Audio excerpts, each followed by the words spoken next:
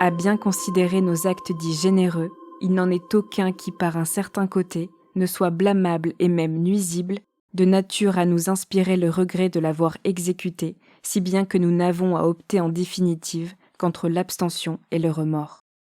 Cet aphorisme, du philosophe pessimiste à l'idéologie parfois trouble et Milsioran, est l'un des nombreux qui constituent son ouvrage de l'inconvénient d'être né. Il pose la question de la vraie nature de nos actions pour autrui. Pour qui sont-elles vraiment ? Pour eux ou pour nous ? Lorsque Mathilde accueillit son premier enfant, sa mère voulut être présente à ses côtés. Pour l'aider, disait-elle. C'est en tout cas ce qu'elle voulait que sa fille croie. Vous écoutez le 200e épisode de Transfert, un témoignage recueilli par Hélène Carbonel.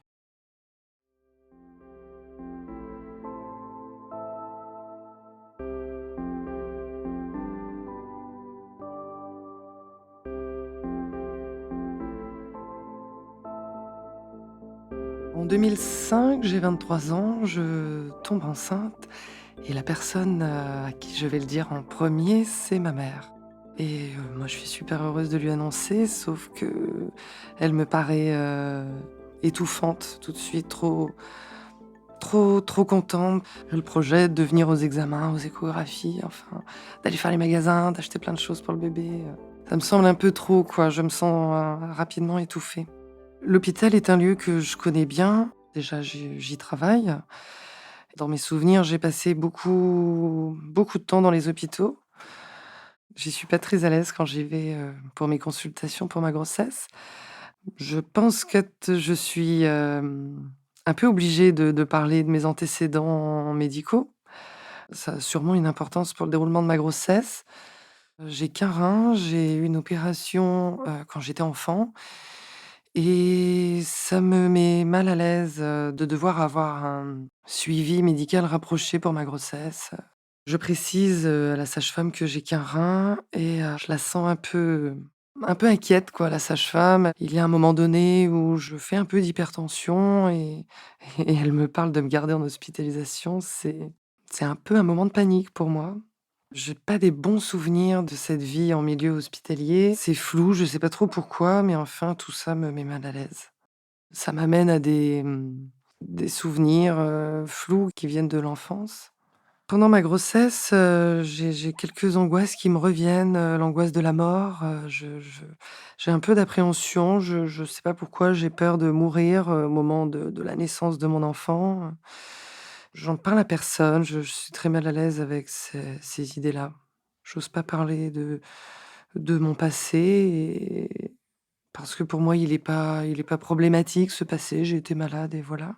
C'est des angoisses que j'ai déjà eues, enfant.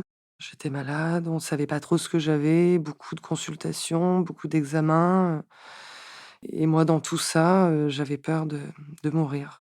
Ces angoisses, c'était souvent le soir, j'avais peur de m'endormir parce que peur de pas me réveiller. À ces moments-là, ouais, j'en parlais, je me relevais, pour en parler à mes parents. Ma mère, me renvoyait un peu paître, voilà, me disant que c'était rien. Je me tournais parfois vers mon père qui avait des paroles un peu rassurantes, mais sans plus. Donc souvent je m'empêchais de m'endormir. Je travaille dans le milieu, hospitalier en service de gériatrie. J'habite une petite commune. Mon travail devient de plus en plus, angoissant et ça me rend dingue parce que je comprends pas, je sais pas pourquoi ce milieu hospitalier m'angoisse, des moments de panique pendant ma journée de travail, où malgré tout j'arrive à trouver du réconfort et de la réassurance. Il y a une collègue qui pourrait être, ma mère par son âge et qui est une figure bienveillante pour moi, qui ne me juge pas par rapport à mes angoisses, qui est là pour me rassurer, sans trop, qui est pas très envahissante, mais qui est là quand j'en ai besoin. Elle, je lui parle de mes angoisses, de mon mal-être, mais j'y comprends rien à tout ça, quoi. Cette collègue, je pense que fait figure maternelle pour moi parce qu'il y a un moment où elle-même va être grand-mère, et ce qui me surprend quand je l'entends parler de la grossesse de sa fille, c'est qu'elle a pas l'air envahissante, elle veut pas, prendre trop de place dans la vie de sa fille, du couple qu'elle a. Par rapport à ma mère, où moi je dois sans cesse lui poser des limites parce qu'elle me demande sans arrêt la date de mon rendez-vous pour les échos, elle veut venir. Donc il faut que je lui dise non parce que c'est mon compagnon qui m'accompagne, quoi. Mon compagnon, j'essaie de le laisser en dehors de tout ça. Je l'informe pas toujours des demandes de ma mère, mais bon, il a jamais eu trop d'affection pour ma mère de toute façon, donc il la trouve, assez exubérante dans sa façon d'être, effectivement, très envahissante et toujours en demande, quoi. Elle ne peut pas vivre, seule, autonome, sa petite vie et nous laisser, nous, autonomes, toujours omniprésente, quoi, dans notre vie. Mon compagnon me reproche parfois de laisser ma mère, trop s'investir dans ma vie, dans notre vie. Moi, j'ose pas, je crois. Je j'ai pas envie d'aller au conflit avec elle, en fait. Ça amène un petit peu de conflit dans notre couple.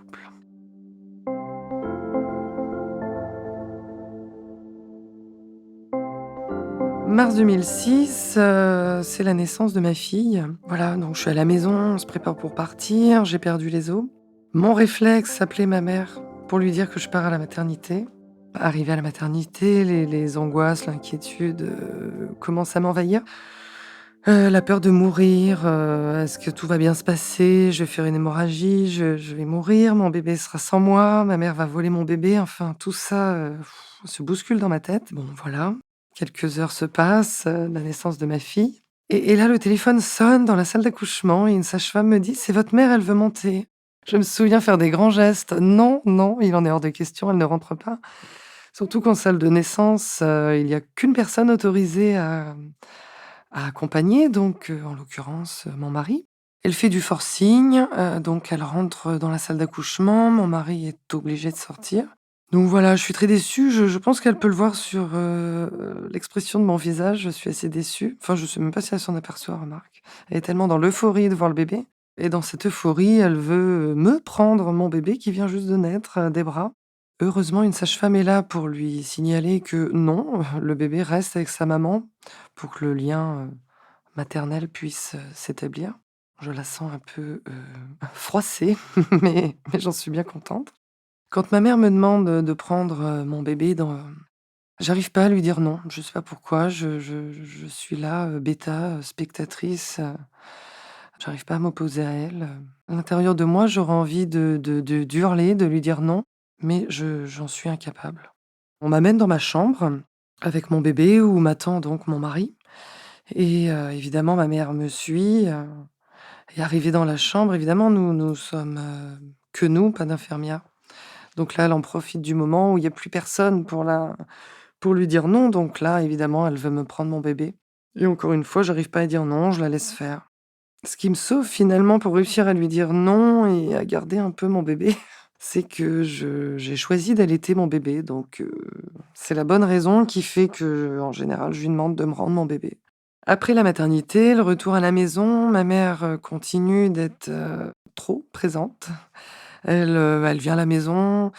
Alors évidemment, ça peut paraître, sympa comme ça, elle me ramène des repas tout prêts, j'ai rien à faire. C'est fait, dans l'intention de: «C'est pour ton bien, tu peux te reposer, tu pas le temps», mais non, moi je le perçois pas comme ça. Je la connais dans sa façon de faire. C'est plutôt, pour tisser un lien «Tu as besoin de moi». Du coup, je me sens pas, une adulte responsable qui vient d'avoir un bébé. Je me sens très très infantilisée et mon mari le prend pas très bien. Il s'évade un peu.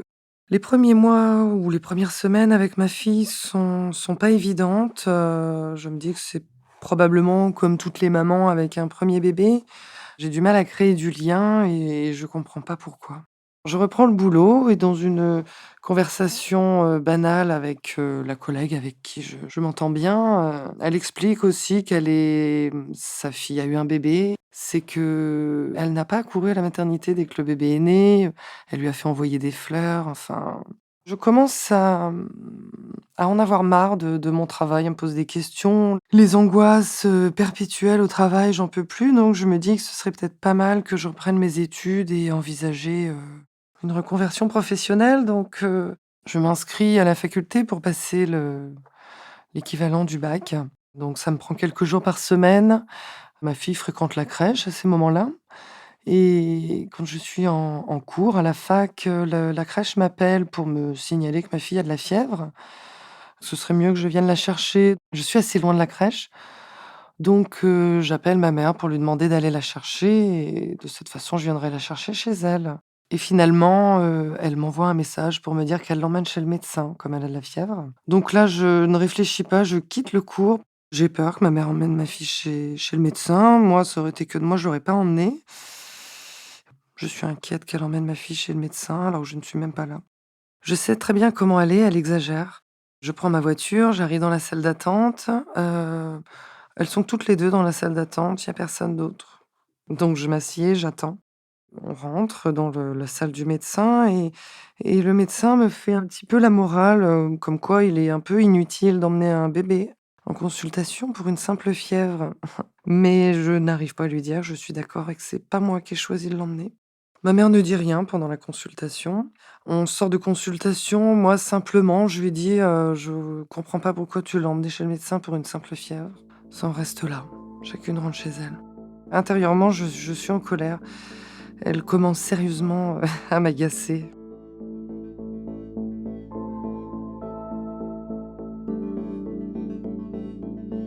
Quelque temps après, je passe mon examen, donc l'équivalent du bac, je laisse, ma fille chez ma mère et quand je rentre de cet examen, j'arrive chez ma mère, ma fille est allongée sur le canapé, emmitouflée dans une couverture.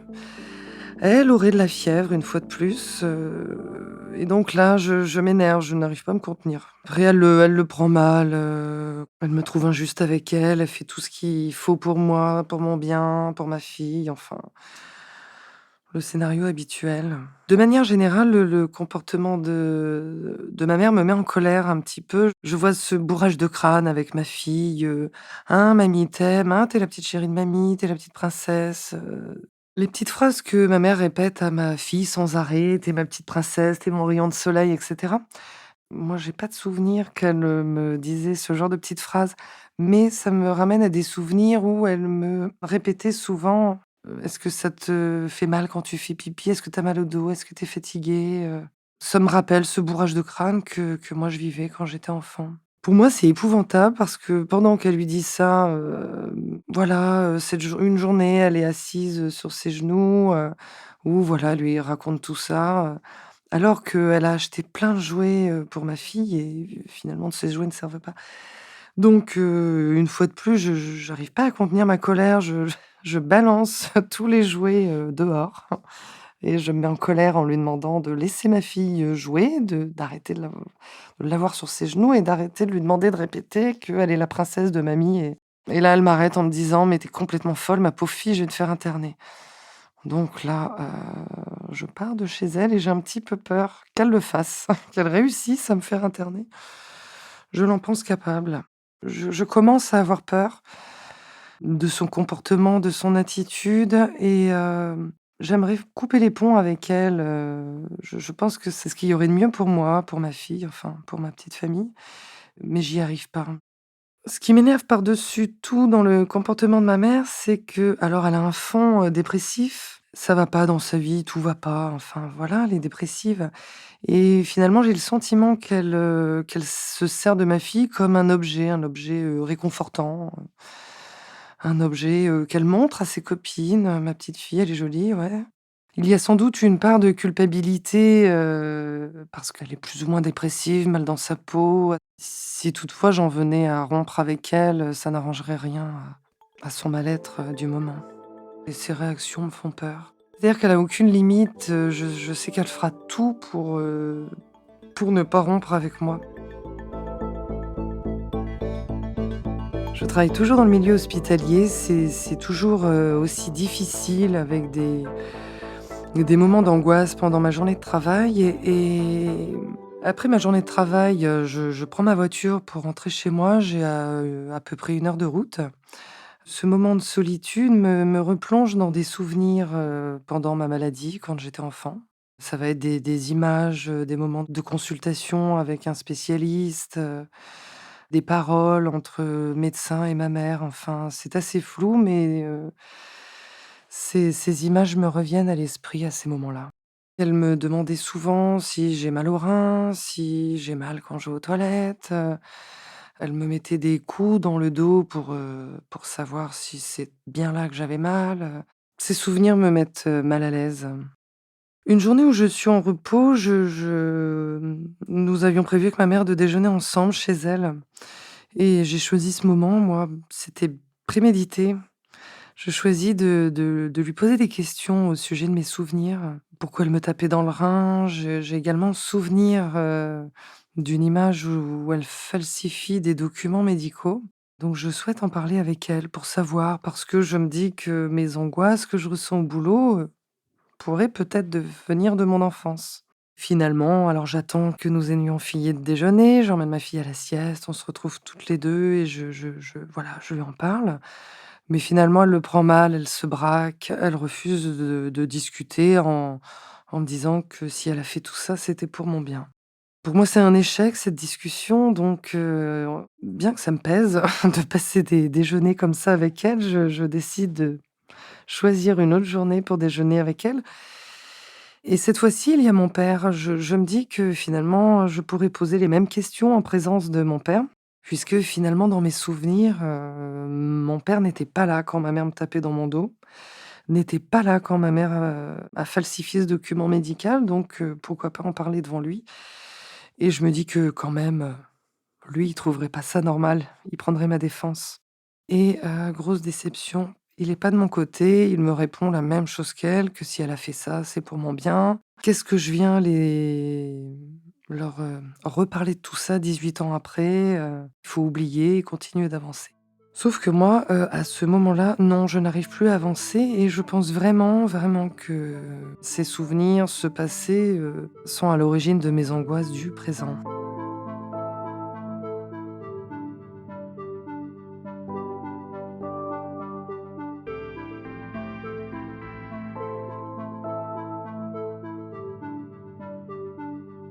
Mai 2008, j'apprends que je suis enceinte de mon deuxième enfant. On choisit avec mon mari de ne pas en parler à mes parents, à personne pour le moment finalement parce que, ma mère avait déjà évoqué le fait que, dans des conversations banales comme ça, que si nous avions un deuxième enfant, elle ne pourrait jamais l'aimer. Juillet 2008, un repas est organisé chez mes parents, une éclate de moules, repas typique de la région où, finalement il faut faire, flamber les moules, à l'extérieur et ma mère s'approche, à mon sens, trop près de du feu avec ma fille dans les bras. Ça me tend mais j'arrive pas à lui dire. Au cours de la soirée, elle m'agace déjà, elle me demande si elle peut garder ma fille, si elle peut avoir ma fille le lendemain pour faire, telle ou telle activité, enfin, vraiment je la sens de plus en plus s'accrocher à moi, à nous et c'est très insupportable que ce soir-là, où elle me répète qu'elle va faire valoir ses droits grands-parentaux, chose que je ne connais pas. Donc je me sens assez tendue, je fais mine de, le repas se passe et elle choisit ce moment-là où on est tous, ensemble donc il y a, mon frère, sa copine, mon mari, moi, ma fille et elle choisit ce moment-là pour, dire à mon mari qu'elle trouve qu'elle ne voit pas assez notre fille, qu'elle peut pas en profiter comme elle le souhaiterait parce que je lui dis toujours non. Donc là, ça elle brandit sa menace de faire appel à ses droits, grands-parentaux auprès d'une juge et qui elle, au moins la juge, lui laisserait, plus de droits que nous. Ça a été la parole de trop, je crois. Mon mari, le premier se lève et lui prend notre fille de ses bras. C'est le petit coup de pouce qui m'aide à lui annoncer que je souhaite prendre mes distances avec elle. Alors moi, au fond de moi, c'est, définitif. J'ai vraiment envie que ce soit définitif, mais j'ose pas lui dire. Donc je lui dis que pour le moment, on va prendre nos distances, ce sera mieux pour nous. Elle le prend mal comme d'habitude, elle ressort son éternel discours dramatique, «Je vais me tirer une balle dans la tête, j'ai plus qu'à mourir, vous êtes tous contre moi», enfin voilà. Mon père s'en va en claquant la porte, enfin bon, le gros drame et finalement on profite de de toute cette tumulte pour partir et rentrer chez nous tranquillement. Je me sens, soulagée à la fois, j'ai enfin réussi et en même temps, je pense que de gros problèmes s'annoncent parce qu'elle va pas me lâcher comme ça. Puisque, ça doit faire déjà, 1/4 d'heure que nous sommes arrivés à la maison, le téléphone sonne déjà. Finalement, c'est là que je me dis, toute seule, je vais faire des recherches sur mon passé, sur cette maladie, sur ces problèmes de santé. Dès le lendemain, je décide donc de m'atteler à mener l'enquête sur, mon passé, ma maladie. Donc, j'appelle le CHU de Bordeaux, faire une demande de copie de dossier médical. J'ai envie d'avoir des réponses sur, par rapport à mes souvenirs, du fait que ma mère me tapait dans mon rein, a falsifié des analyses, j'ai un souvenir de médecins en colère, qui étaient en colère contre ma mère. Enfin, tout ça me semble un peu flou, pas normal. J'ai envie d'avoir des réponses. Je fais la demande, ça prend du temps. Je vais recevoir le dossier dans quelques semaines, quelques mois. Cette même journée, j'ai fait venir aussi le médecin généraliste qui me suivait quand j'étais enfant. J'ai un peu d'appréhension où je ne sais pas si il va pouvoir m'apporter, les réponses que j'attends ou si même il va souhaiter me parler de tout ça parce que j'ai souvenir que ce médecin aussi, il y a eu des moments de désaccord entre lui et ma mère dans mes souvenirs, donc j'espère avoir des réponses.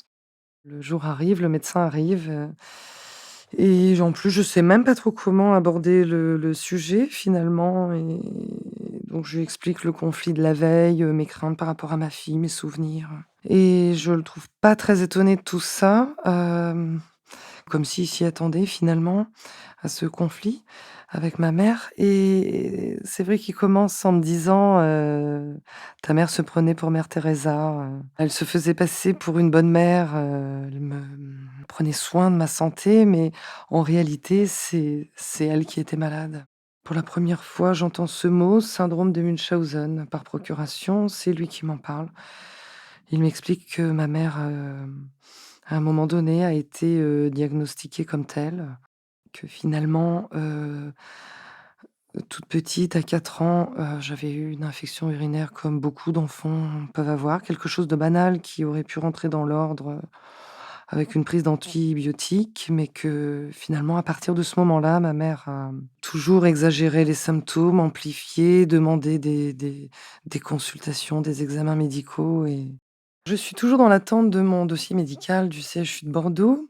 En attendant, j'ai pris rendez-vous au CHU de Nantes, là où j'ai été opérée. J'y vais avec mon mari. En arrivant à la consultation, je me dis, que le chirurgien va être étonné de me voir, ou va penser que de nouveau j'ai un problème de santé. Donc, de suite, je l'informe que tout va bien, je viens juste pour discuter, et à ma grande surprise, ma mère l'a déjà appelé puisqu'il me dit: «Je sais, ta mère m'a appelé». Donc on discute de pareil quoi, de l'embrouille avec ma mère, de ses idées de faire valoir ses droits de grands-parents, son comportement envahissant, mes souvenirs, donc voilà mes souvenirs finalement, et effectivement, il me décrit aussi une personne, très envahissante, très demandeuse d'examens, de consultations, et qui lui, à ce moment-là, était perdu et cherchait aussi ce qui n'allait pas chez moi. Me dit, ne pas avoir entendu parler pendant ses études, du syndrome de Munchausen, par procuration. Il me dit aussi qu'effectivement, elle a bien falsifié des documents médicaux. Il s'en est rendu compte donc, à un moment donné, dans mon parcours, il a eu à m'hospitaliser, pour vérifier tous ces bilans sans ma mère quoi, hein, donc, voilà, une anesthésie, uniquement pour des bilans sanguins banals. Et ensuite, il me dit qu'il a parlé de mon dossier, à l'époque, à un néphrologue pour enfants accompagné d'un psychiatre qui pourrait, avoir un meilleur avis que lui sur, le comportement de ma mère. Quand le chirurgien me parle de cette consultation avec le néphrologue et le psychiatre, moi j'ai un souvenir qui pour moi doit correspondre à cette consultation où, finalement, les médecins ont l'air en colère contre ma mère et ne me laissent pas entrer dans la salle de consultation. Ils veulent lui parler seuls. Moi, ça m'inquiète, je me s j'ai une image dans mon souvenir où je m'accroche, à la poignée du bureau, pour pas laisser ma mère seule avec eux. Je suis inquiète, j'ai peur qu'on se rende compte que ma mère est bizarre, qu'elle a pas un comportement normal, enfin que le secret soit un petit peu, dévoilé, quoi.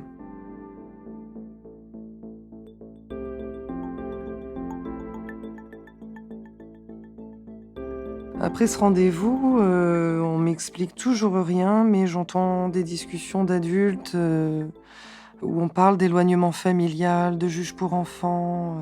Je comprends que finalement je ne vais plus vivre, avec ma famille, qu'on va me placer, foyer ou famille, je ne sais pas trop, mais en tout cas, tout ça m'inquiète.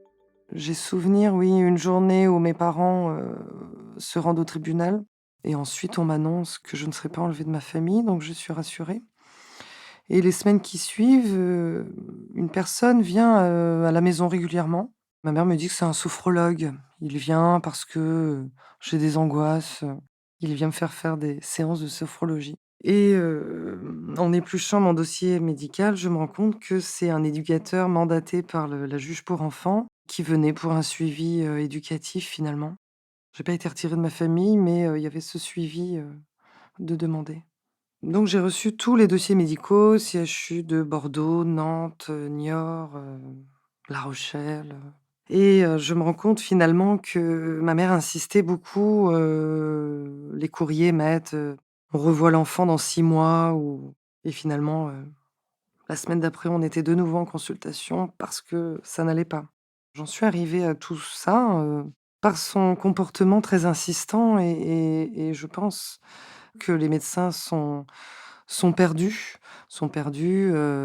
face au discours de ma mère, des résultats d'examen et finalement ils arrêtent pas de chercher, ils cherchent et moi, dans tout ça, on m'oublie un peu. Je crois que tout devient encore plus flou parce que, les souvenirs ne coïncident pas avec la réalité des courriers finalement. Je me rends compte que ma mère m'a beaucoup menti. Je suis un peu abasourdie de pendant cette consultation. Je sens un sentiment de culpabilité, comme quoi, c'est pas de la faute de ma mère s'il m'a enlevé un rein. Je suis mal à l'aise avec ce sentiment de culpabilité que comme si c'était de sa faute si mon rein, avait cessé de fonctionner. Je l'arrête, stop, je lui dis que finalement ma mère, me tapait dans le rein avant les consultations. J'ai envie de le soulager parce que moi j'ai beaucoup de reconnaissance finalement pour lui, bien que ce soit lui qui ait effectué la chirurgie d'enlever le rein, hein. C'est quand même grâce à lui finalement que tout ça s'est arrêté. C'est lui qui a organisé une rencontre avec, un néphrologue et un psychiatre. Il sentait bien que, il y avait quelque chose de louche dans le comportement de ma mère et il avait envie de tirer cette histoire au clair. Au cours de mon enquête sur, mon périple hospitalier, je donne aucune nouvelle à ma mère toujours, je reçois une assignation en justice que ma mère veut faire valoir ses droits de grands-parents. Finalement, je ne suis pas surprise, elle m'en a tellement parlé, mais quand même, je suis quand même étonnée. Mince, elle le fait.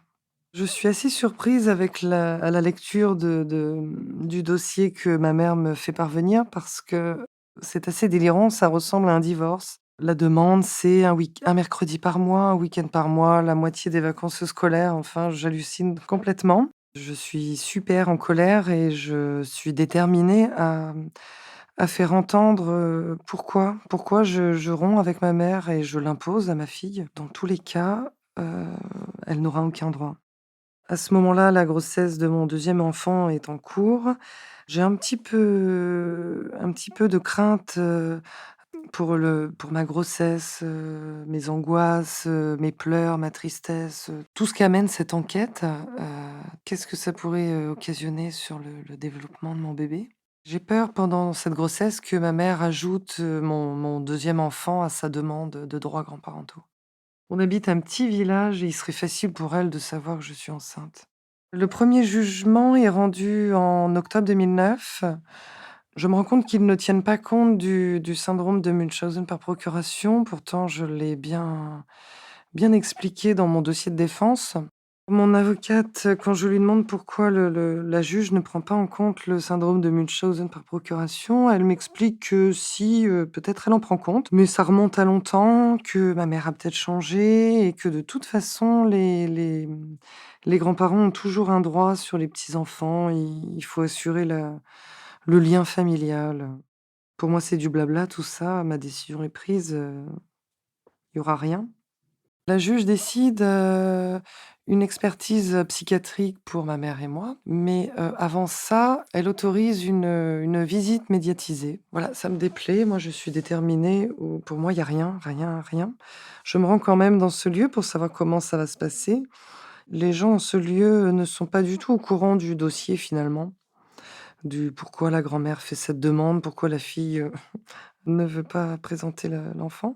Donc je leur signale quand même que je ne me présenterai pas au rendez-vous, comme ça ils sont au courant. De mon côté, j'écris à la juge, sans consulter mon avocate pour lui expliquer à la juge que je ne comprends pas cette décision et je lui fais part de mon choix de ne pas m'y rendre.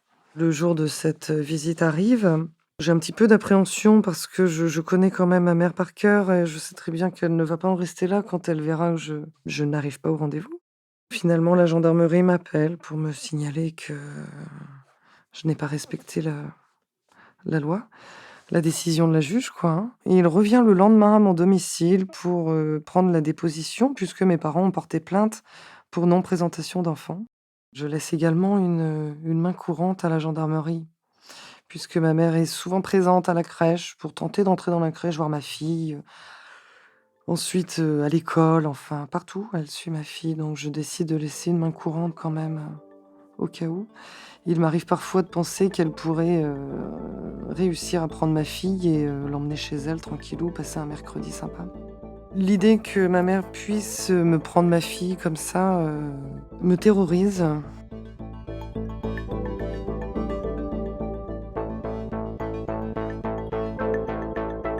Novembre 2009, l'expertise psychiatrique demandée par la juge se passe. Je suis assez inquiète à l'arrivée, dans le bureau de ce médecin puisque, je ne sais pas s'il a vu ma mère avant moi ou s'il la voit après.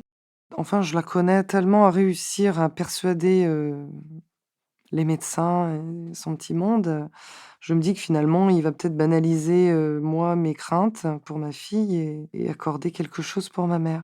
J'arrive dans ce bureau, je c'est un peu, l'embrouille, c'est un peu flou, je sais pas ce qu'il faut que je lui dise, je me mets à pleurer et je ne sais pas quoi lui dire, en fait.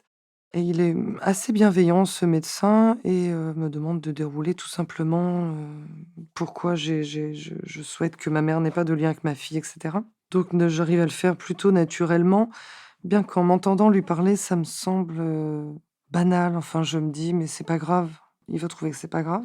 Donc du coup, pour conforter un peu, son sa décision, j'ai amené toutes les copies de mes dossiers médicaux. Comme ça, voilà, je me dis que ça va pouvoir l'aider à prendre sa décision. Un mois plus tard, mon avocate me signale qu'on a reçu le compte-rendu de l'expert, psychiatre. Finalement, je suis soulagée puisqu'elle me dit que la juge va très certainement suivre l'avis de psychiatre, qui est un éloignement familial. Finalement, ma mère doit se tenir éloignée de moi et de mes enfants. Mon avocate est étonnée et moi je suis soulagée. Il me suffisait juste de parler, qu'un médecin m'écoute et me croit. Un peu de regret, j'aurais pu le faire avant, mais soulagée. Juin 2010, je reçois un courrier recommandé, c'est la fin de la procédure. Ma mère est déboutée de sa demande. Je m'attends à ce que ma mère fasse appel. Elle ne va pas accepter de ne pas avoir obtenu ce qu'elle voulait. Il y a un délai et finalement, passé ce délai, ma mère n'a pas fait appel. Je comprends quand même qu'elle n'ait toujours pas accepté cette décision puisqu'elle continue de venir à la sortie de l'école pour croiser ma fille ou elle vient dans la cour comme ça, inopinément, pour la voir, pour lui parler. Je reçois également, un courrier, 2 courriers de mon père où il m'explique, que la porte sera toujours ouverte si je change d'avis, si je veux revenir, vers eux. Je pense que ma mère est derrière, enfin, est à côté de lui quand il écrit et j'y prête pas attention. Il y a eu aussi une fois où j'ai pu me rendre compte, il est venu, à mon domicile, pour essayer de me faire changer d'avis, quant à ma rupture avec eux et Et je vois bien qu'il comprend rien, il est perdu le pauvre. À ce moment-là, il me fait de la peine parce que quand même j'essaie de lui expliquer que ma mère est une grande manipulatrice et non, non, il m'affirme que c'est moi la manipulatrice.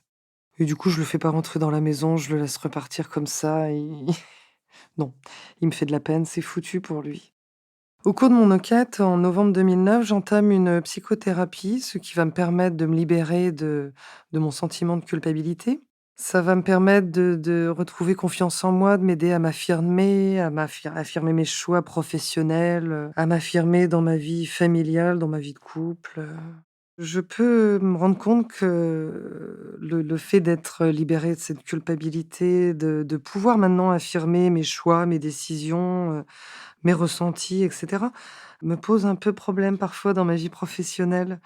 Soit parce que je m'affirme trop et les gens n'ont pas l'habitude, finalement et je me rends compte que c'est difficile d'être, soi. Ça me ramène parfois à des sentiments, que j'éprouvais pendant quand j'étais en relation avec ma mère. C'est plus facile d'être une petite fille que d'être quelqu'un de sûr de soi. Alors aujourd'hui, ce qui a changé, dans ma vie, j'ai changé de travail. Je ne travaille plus en lien direct avec le soin. Je garde toujours une petite méfiance pour les médecins, comme par exemple en 2021, le matraquage médiatique concernant le covid, m'a mis mal à l'aise. Ce que je gère mieux, c'est que finalement je parle, plus facilement de ce qui est désagréable, pour moi comme ressenti. Donc oui, pendant la période covid, je suis retournée un petit peu voir ma thérapeute pour, évacuer un petit peu, cette anxiété. Alors aujourd'hui, le rapport avec ma famille est toujours inexistant. On habite 2 petites communes, assez proches, donc il peut m'arriver de la croiser, mais ça reste rare. Je suis, soulagée, libérée de ne plus avoir de relation avec cette famille. Ils ne font plus partie de ma vie. Au cours de ma psychothérapie, j'avais le besoin d'écrire. Souvent ça se passait, après ma séance, d'écrire ce que je ressentais, de transposer, les contenus, de mes dossiers médicaux avec mes sentiments. C'était un besoin, je pense.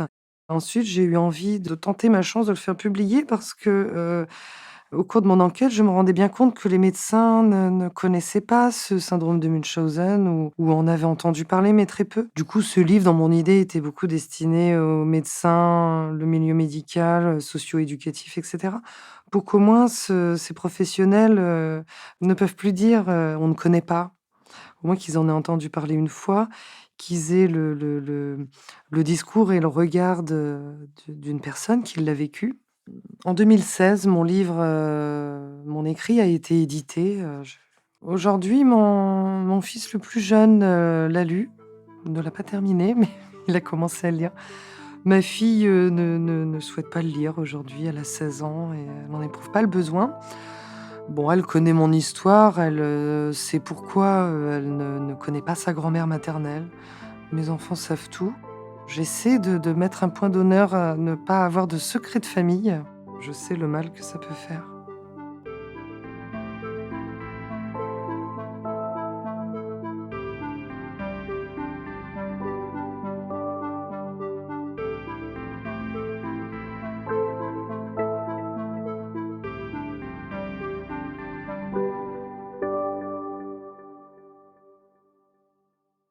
Vous venez d'écouter le 200e épisode de Transfert, un témoignage recueilli par Hélène Carbonel. Il a été produit et réalisé par Slate.fr sous la direction de Christophe Caron et Benjamin Septem-Ours. Production éditoriale, Sarah Koskiewicz. Prise de son, montage et réalisation, Victor Benamou. Musique, Thomas Loupias. Retrouvez tous les épisodes de Transfert sur Slate.fr ou sur votre application de podcast préférée. Pour proposer une histoire, vous pouvez nous envoyer un mail à l'adresse transfert@slate.fr.